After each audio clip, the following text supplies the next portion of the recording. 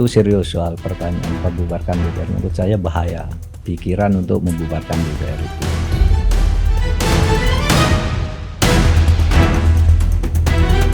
Ini dibayar oleh siapa? Koruptor-koruptor itu yang biayai demo-demo itu.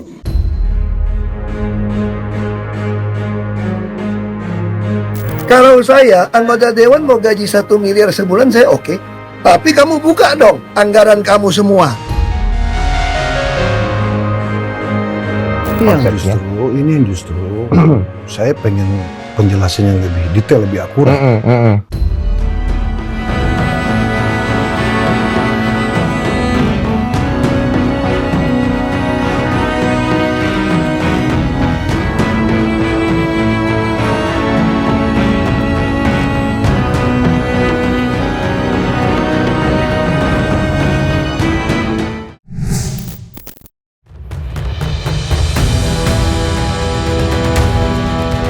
Aksi demonstrasi pada tanggal 25 Agustus kemarin yang dilakukan sejumlah elemen masyarakat sipil disebut-sebut lebih dari sekedar aksi massa dalam pengertian yang lebih luas.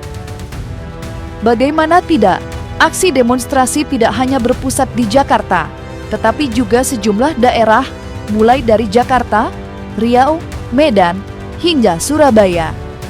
Mereka serentak menyuarakan satu tuntutan, bubarkan Dewan Perwakilan Rakyat.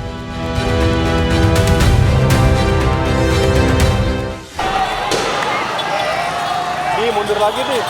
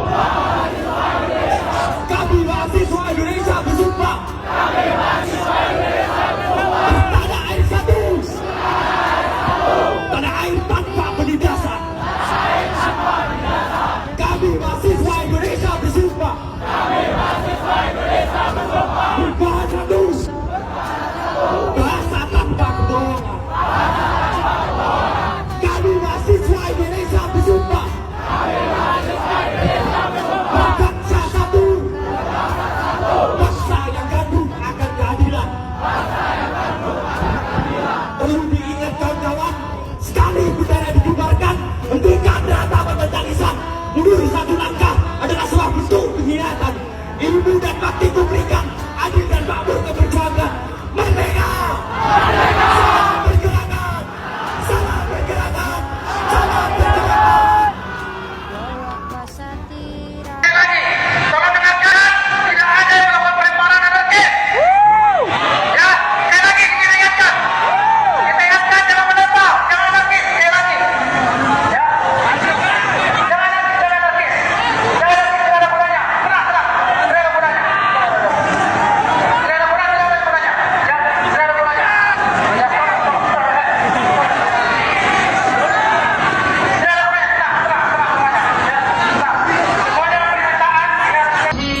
yang masih berada jauh dari sumber suara untuk segera merapat. Dipercepat lagi langkahnya kawan-kawan.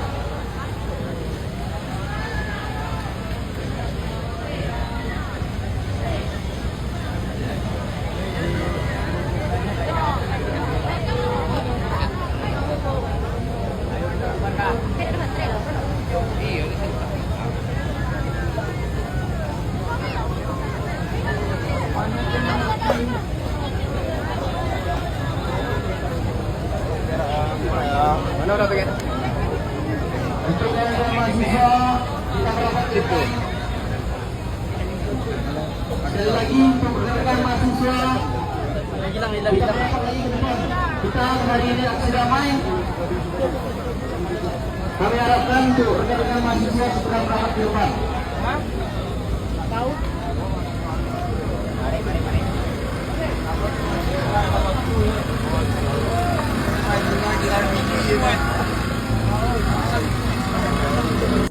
Kita update di Medan kawan-kawan. Lihat aksi demo di kantor DPRD Sumatera Utara.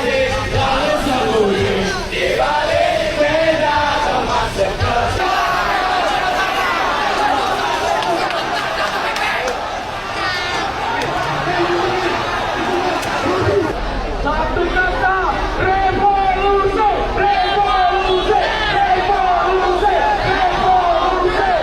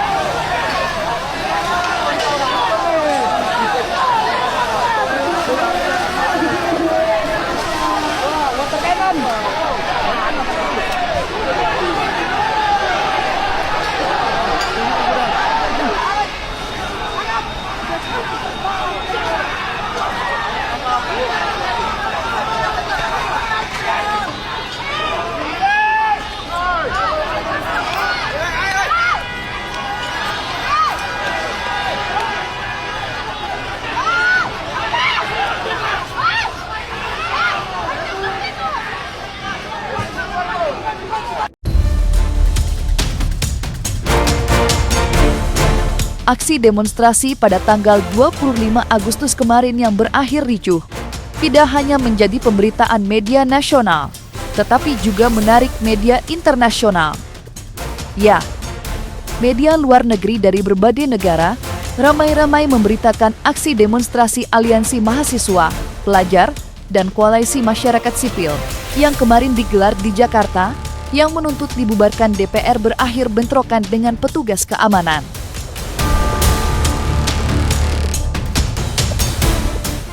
길이 치솟습니다. 급기야 차길까지 막아서 경찰차를 부수기까지 합니다. 인도네시아 자카르타 국회의사당 인근에 몰려든 시위대입니다. 数百名示威者投掷石块纵火，试图闯入国会大楼。警方用催泪瓦斯回敬，甚至还有便衣警察在现场抓人。印尼首都雅加达陷入混乱。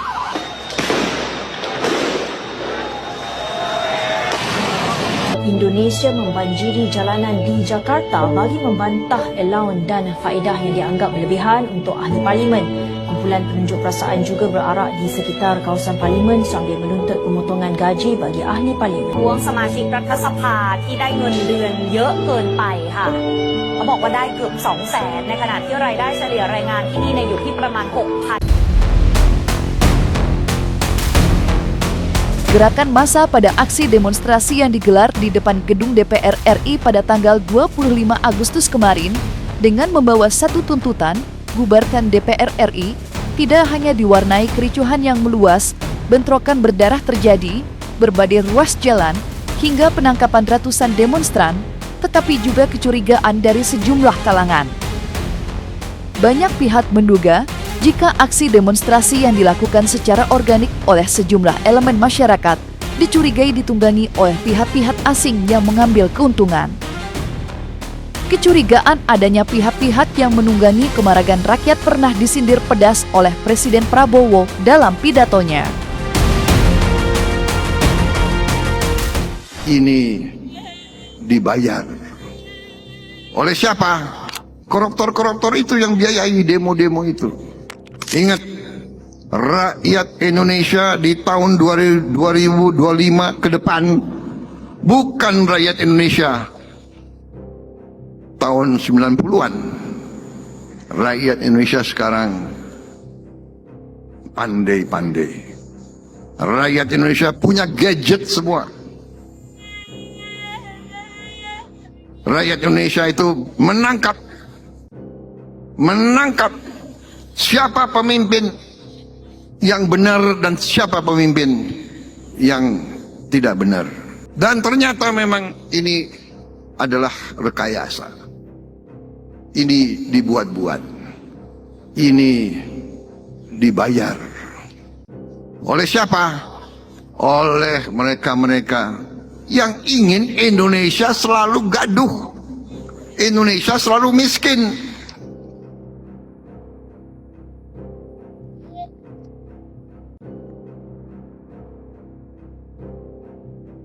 Iya, koruptor-koruptor itu yang biayai demo-demo itu.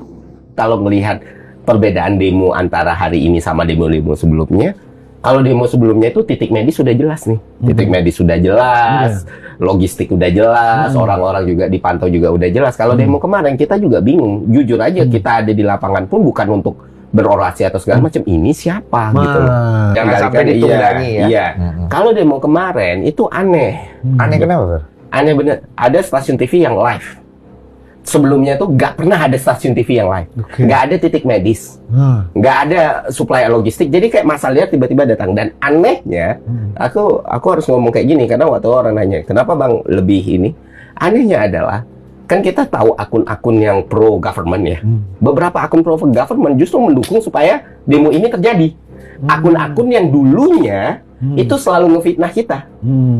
Karena waktu kita nuntut, seharusnya RUU TNI ada pembaruan, terus kita bilang, seharusnya MK sama MA jangan kayak gini keputusannya, atau seharusnya PPN 12%. Itu kita, wah habis banget tuh di fitnah-fitnah akun-akun yang, you know lah, sebutlah akun buzzer segala macam. Nah, itu kan akunnya itu aja. Tiba-tiba akun-akun ini serentak tuh memprovokasi orang untuk turun ke jalan. Yang mana sebenarnya nggak ada kelompok rimpang atau rempang, kelompok kolektif apapun yang mempersiapkan itu semua gitu. Lu melihat itu? Everyone. Seolah-olah tidak well prepared. Iya. Nah, orang, tapi bukan berarti semua yang ada dan turun di demo itu mereka yang terkelompok atau terkoordinir atau segala macam. Ada yang memang datang ke situ karena memang menyuarakan kekecewaannya kepada nyampur lah ibaratnya.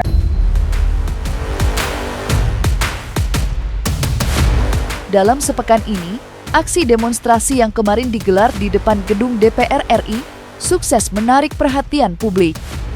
Dan siapa sangka jika aksi demonstrasi susulan juga diikuti berbagai kelompok aliansi mahasiswa di sejumlah daerah. Dan hari ini, tanggal 28 Agustus 2025, aksi demonstrasi yang jauh lebih besar kembali digelar.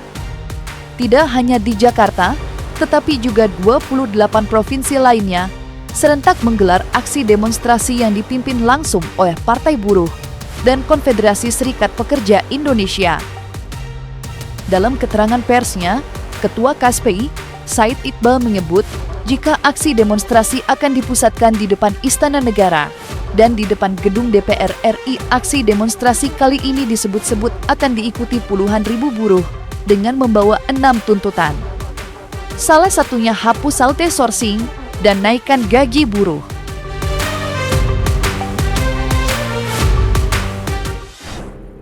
Partai Buruh bersama Koalisi Serikat Pekerja termasuk KSPI merencanakan aksi serempak di seluruh Indonesia, 38 provinsi, 300 kabupaten kota lebih pada tanggal 28 Agustus 2025. Untuk di Jabodetabek akan dipusatkan di DPR RI dan atau Istana Kepresidenan di Jakarta.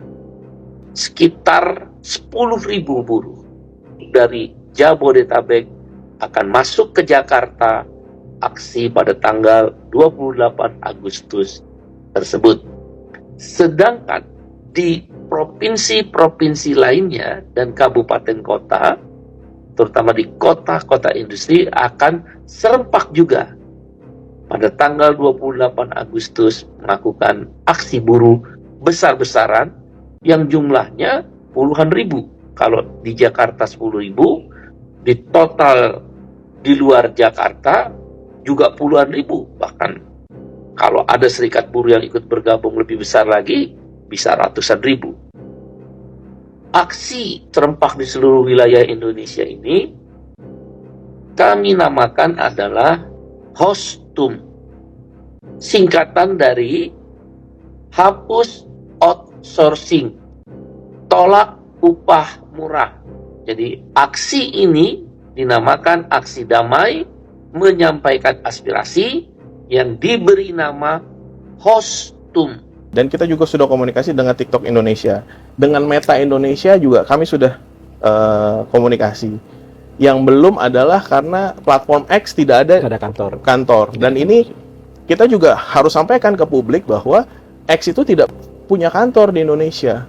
Jadi kalau memang ada konten-konten yang isinya sudah jelas-jelas itu masuk dalam kategori DFK, kita juga meminta platform untuk secara by system, by otomatis juga menegakkan hukum yang berlaku di Indonesia.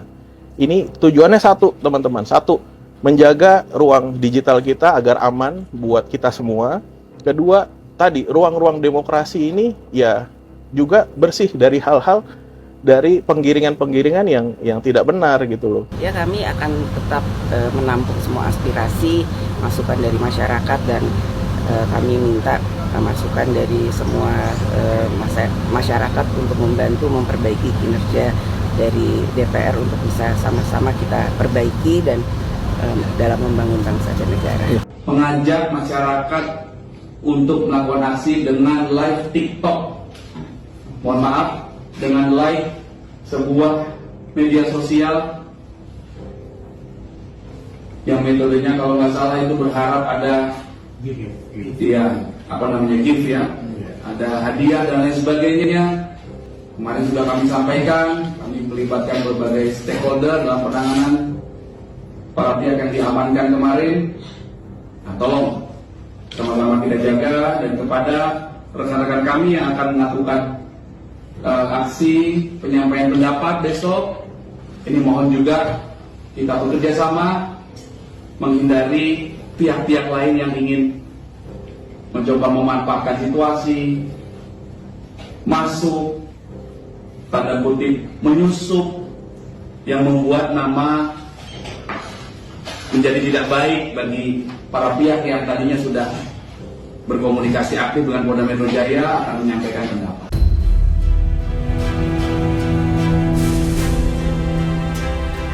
Berkumpulnya sejumlah elemen masyarakat lintas generasi yang datang berbondong-bondong berkumpul di depan gedung DPR RI pada tanggal 25 Agustus kemarin merupakan puncak kesabaran yang sudah habis terkikis oleh perilaku anggota DPR RI yang berjoget ria pada sidang tahunan MPR RI. Para senator dari lintas partai politik yang berjoget ria dianggap telah melukai hati rakyat yang kini hidup dalam keadaan melarat. Badai kritik pun berdatangan, meluas, dan ramai menuai banyak kecaman. vokalis band Ungu, Pasha, yang juga anggota DPR RI, mencoba meluruskan apa yang sebenarnya terjadi mengenai aksi joget pada sidang tahunan MPR RI belum lama ini. Kejadian ada kawan kita yang kemudian seolah-olah berjoget di situ dengan kawan-kawan yang lain, ya, notabene itu lintas partai. Ya bahasa saya spontanitas, karena ada musik yang diputar di lantai 2 oleh adik-adik Universitas Pertahanan. Ada yang main musik kan? Dan memang itu masuk dalam acara. Masuk dalam rundown. Membawakan lagu nasional. Dianggapnya begitu, kira-kira gitu. Ada hiburan dari Unhan, lagu nasional dan lagu apalah kira-kira begitu. Nah pada saat lagu itu, spontanitas kawan-kawan ini berjoget. Saya harus kasih catatan, saudaraku Mas Densu.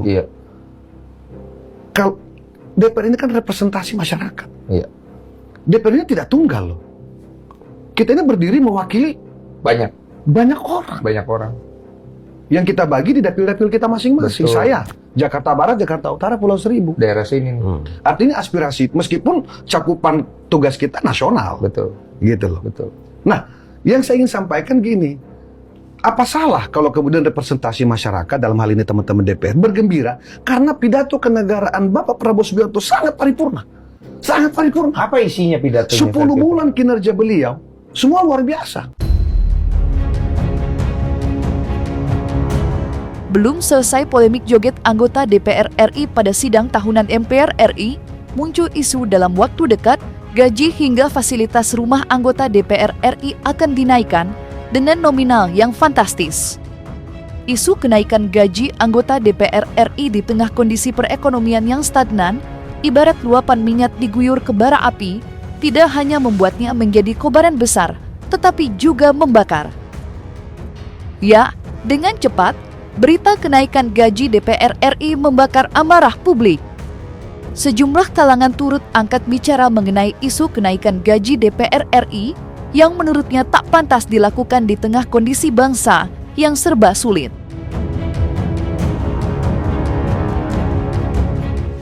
Kalau saya, anggota dewan mau gaji 1 miliar sebulan, saya oke. Tapi kamu buka dong anggaran kamu semua. Kementerian semua anggaran dibuka dong, biar kita tahu setiap sen pajak yang kita bayar dipakai kemana aja. Nah sekarang kan lu nggak mau buka. Jadi kalian juga mau digaji besar kalau ada profesional. Setiap orang berhak dan harus dibayar mahal kalau dia kerja profesional. Tugas anggota dewan apa? Mengawasi anggaran pajak kita dong. Kamu kalau digaji mahal nggak apa-apa, tapi lu buka, kasih tahu saya.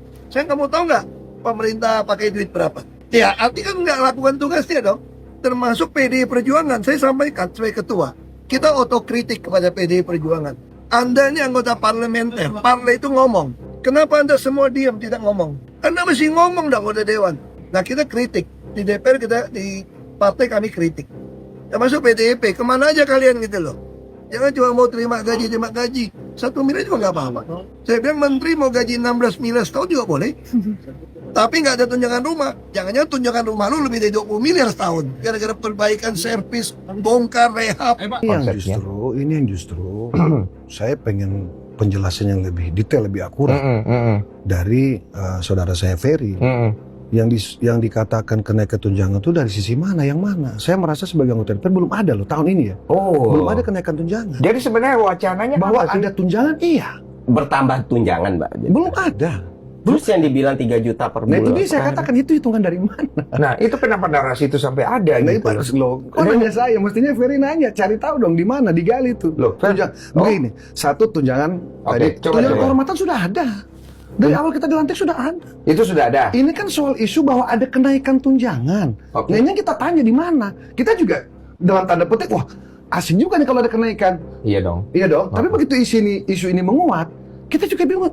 Yang mana yang menguat? Oke, tahan dulu ya, atau udah ya. Berarti tunjangan kehormatan itu sudah ada dari awal. Yang bilang dan sudah berlaku dari dulu. Sama halnya tunjangan komunikasi, tunjangan transportasi, termasuk yang lagi ramai dibahas tunjangan rumah jabatan, rumah kontrakan ada. Tapi itu sudah ada dan saat ini sejak saya dilantik itu dapat di bulan pertama kita kerja. Berarti kemarin bukan dinaikin, bukan? Tidak ada. Kalau saya lagi berpikir, tadi saya kesini saya mikir 3 juta itu dari mana ya? Nah itu kemarin yang keluar dari wakil ketua DPR sendiri loh. Salah. Mungkin begini. masyarakat berasumsi ada bahasa 58 juta. Tunjangan rumah bagi anggota DPR. Itulah mungkin dibagi-bagi per hari. Oh, kalau 60 juta dibagi sehari itu sekian, kira-kira begitu loh. Nggak dapet. Itu dia, makanya dapet juga, tapi nggak ketemu juga angkanya. Iya, nggak Makanya ketemu saya juga juga. bingung. Yang dikatakan 3 juta per hari itu di mana? Coba kita tanya. Nah, sekarang kan Nggak, saya kira buka data saja, buka saja.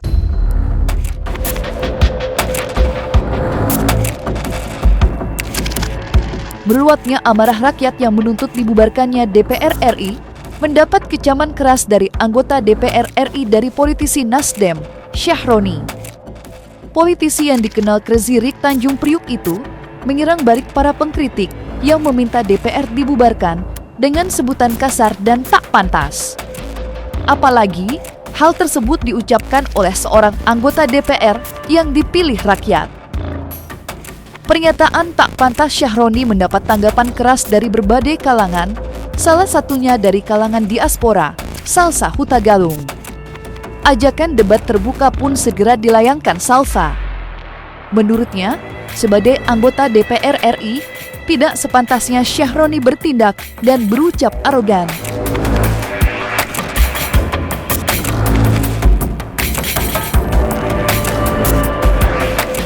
Apakah dengan membubarkan DPR memang meyakinkan masyarakat bisa menjalani proses pemerintahan sekarang ini? Belum tentu. Maka jangan menyampaikan hal-hal seenaknya, bubarin DPR. Jangan.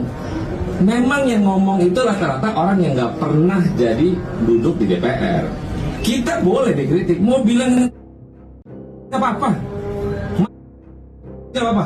Tapi ingat bahwa kita selaku wakil rakyat juga punya kerja-kerja, punya empati. Jangan merasa bahwa komplainan, silakan kritik mau ngapain aja boleh, tapi jangan mencaci maki berlebihan. Itu karena merusak mental manusia yang begitu adalah mental orang sedunia. Catat nih, orang yang cuman mental bilang bubarin DPR itulah orang sedunia. Kita mewakili kerja-kerja masyarakat yang mumpuni untuk teman-teman masyarakat semuanya. Jangan dikit-dikit DPR ngomongin masalah ini dihujat, nggak apa-apa. Mau hujat sampai nggak apa-apa.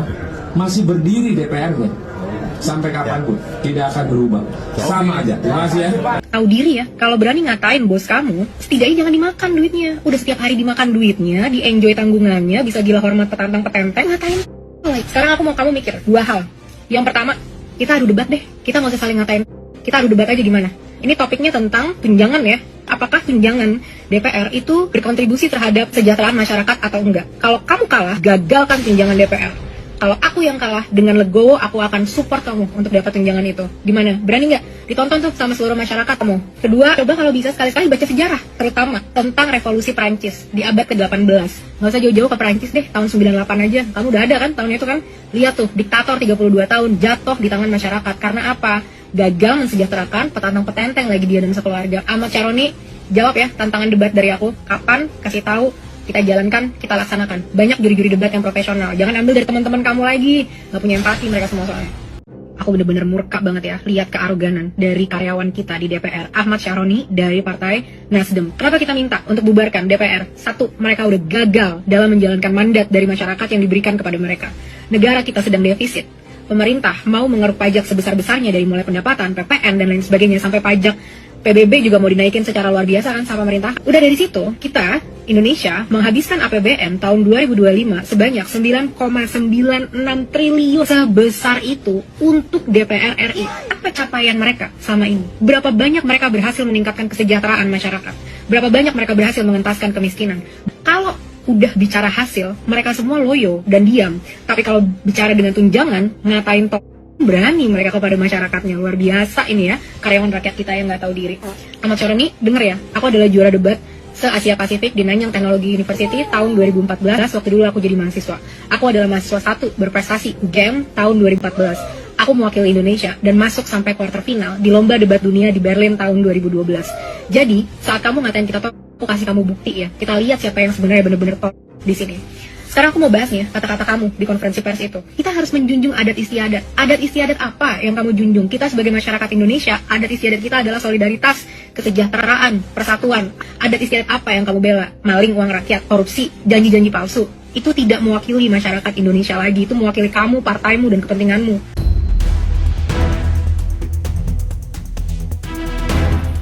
Mendapat tantangan debat terbuka dari Salasa Gutagalung, politisi dari Partai Nasdem yang sebelumnya kerap berbicara lantang itu justru membalasnya dengan unggahan menggelikan di laman media sosial pribadinya. Ane dak akan ladenin orang yang ajak debat Ane mau bertapa biar pinter karena Ane masih block on. Ayat 2 pasal 1 konstitusi kita mengatakan kedaulatan ada di tangan rakyat. Selesai. Anggota DPR klaim kedaulatan rakyat itu kami wakili loh. Bagaimana mungkin kedaulatan itu diwakili? Istilahnya daulat tidak mungkin diwakili, tidak mungkin dikuantifikasi. Daulat itu absolut ada pada saya. Saya kehilangan kedaulatan, saya berhenti jadi rakyat. Jadi dia wakili 5 tahun, artinya selama 5 tahun saya bukan rakyat karena identitas primer saya hilang. Bayangin ketololan anggota DPR. Yang dia wakili adalah kepentingan rakyat selama 5 tahun, bukan kedaulatannya. Ini kan saya bilang segerombolan manusia ini termasuk si Rocky Gerung yang minta DPR dibubarkan. Kan Rocky Gerung ini kan manusia otaknya koplak gitu loh. Jadi dia hanya pintar ngomong tapi otaknya juga gitu loh. Nggak bisa dipakai. Kalau narasi sesat Rocky Gerung ini akan menyesatkan anak bangsa. Kalau kita masuk dalam lingkup pemikiran dia, kita harus keluar daripada pemikiran dia. Kalau kita masuk ke pemikiran dia, kita akan ikut seperti Rocky Gerung. DPR akan dibubarkan. Kan saya bilang, Rocky Gerung, Ahmad Kojinuddin, Rismon, si Tifa, si Roy, itu semua satu kubangan, ngerti nggak? Satu kubangan, gitu loh.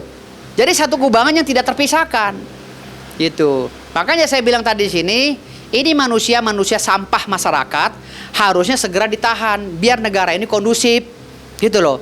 Kalau memang polisi itu kurang keyakinan, saya yakini mereka akan bisa dijadikan tersangka, akan bisa jadi terpidana, bahkan diancam dengan hukuman yang berat. Karena apa? Karena masalah mereka udah melebar kemana-mana. Padahal kita tahu, ya, pasca amandemen Undang-Undang Dasar 1945 tahun 2001, 4 kali diamandemen, negara sudah memberikan peringatan kepada seluruh anak bangsa kalau mau protes terhadap kebijakan pemerintah melalui pos-posnya. Ada aturannya. Jadi people power udah nggak bisa digunakan lagi. Mau ngikutin, meniru-niru 98, mati konyol. Saya ini aktivis 98, asli, gitu loh. Mati konyol. Kalau seandainya kalian mau nurunkan massa, mau hancurkan negara ini, mati konyol, mati konyol.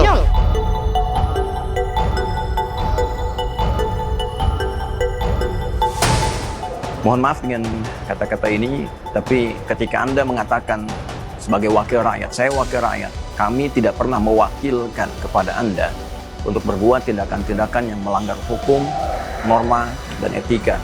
Semoga ini bukan hanya menjadi satu berita yang ramai dan selesai. Ya, saya berharap ada koreksi internal di dalam, perenungan mendalam, dan saya mohon pada elit-elit bangsa. Ini bangsa mau dibawa kemana? Negara mau diarahkan kemana? Ya, jadi jangan sampai rakyat hanya menjadi objek dari permainan elit-elit politik. Dan ini mungkin statement saya yang agak tegas terkait ini, karena Anda ketika ada gaduh di masyarakat, Anda meminta ulama, tolong teduhkan, tolong bantu kami. Tapi ketika kami hadir membantu, Anda berbuat ulah. Dan justru masalah-masalah itu timbul dari sengketa elit di atas. Saya mohon, mudah-mudahan Allah Subhanahu wa Ta'ala merahmati kita semua, memaafkan kita, dan maafkan dengan kata-kata ini kalau kurang berkenan. Tapi mudah-mudahan tidak ada satupun unsur yang dimaksudkan untuk menyakiti atau juga merendahkan, tidak sama sekali. Ini demi bangsa, demi negara, demi rasa hormat dan rasa cinta kita pada semua. Aksi demonstrasi yang menuntut dibubarkannya DPR RI meninggalkan kesan mendalam yang sampai hari ini masih ramai menjadi perbincangan luas di lapisan masyarakat. Tuntutan dibubarkannya DPR RI kini tidak hanya disuarakan oleh sekelompok para demonstran, tetapi juga masyarakat luas. Dalam sejarah, pembubaran DPR RI bukanlah fata morgana, namun realitas politik yang pernah terjadi di negeri ini.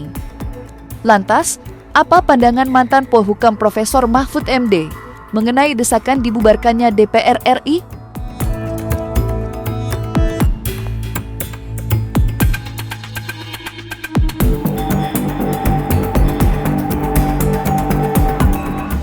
Itu serius soal pertanyaan pembubarkan DPR. Menurut saya bahaya pikiran untuk membubarkan DPR itu. Karena sejelek-jeleknya negara itu masih lebih baik kalau ada DPR-nya. Sebab kalau kekuasaan tanpa DPR itu bisa luar biasa. Kesewenang-wenangan, munculnya kesewenang-wenangan bisa luar biasa, meskipun dalam praktek ada juga monarki itu yang adil. Tetapi ini tidak terkontrol ini. Kalau misalnya DPR dibubarkan, pernah dilakukan kan oleh Bung Karno dulu.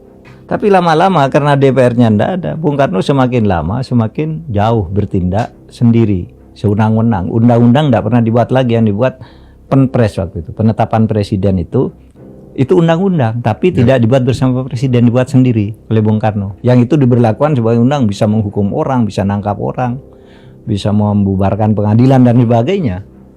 Jadi maksudnya nggak ada kontrol sistem ya Pak? Nggak ada kontrol sistem. Oleh sebab itu sejelek apapun DPR dan parpol sekarang itu jangan berpikir untuk dibubarkan. Situasinya akan lebih buruk lagi. Kekuasaan itu diberikan tanpa ada DPR, gitu.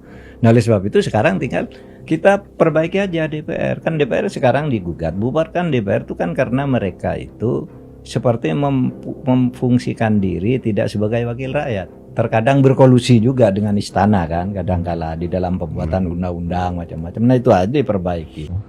Jadi kalau dikatakan anggota DPR itu tidak bekerja, apalagi dibubarkan, janganlah. Kita kan tahu pembubaran salah satu trias politika di negara demokrasi itu kan bukan solusi sebenarnya. Ya. Pembubaran eksekutif, pembubaran legislatif, atau segala macam itu akhirnya menegangkan power yang lebih besar.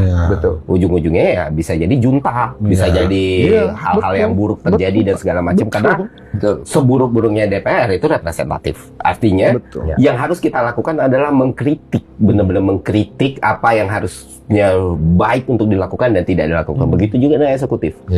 Apalagi untuk orang-orang yang nggak punya kepentingan atau apa ya.